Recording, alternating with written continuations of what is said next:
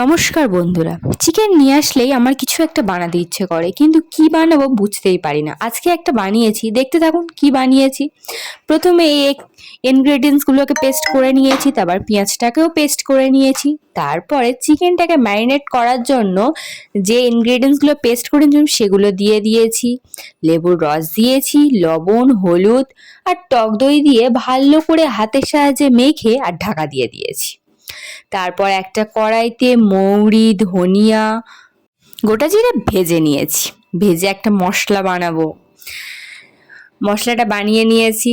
তারপর কড়াইতে তেল দিয়ে কিছুটা চিনি দিয়েছি।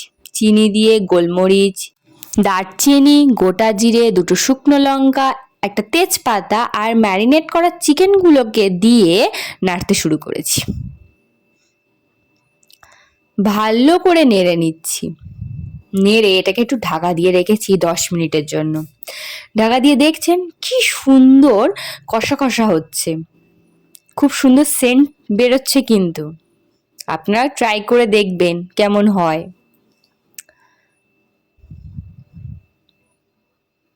দেখুন কষা কষা হয়ে গেছে আর মাংস থেকে কি সুন্দর তেল ছেড়েছে।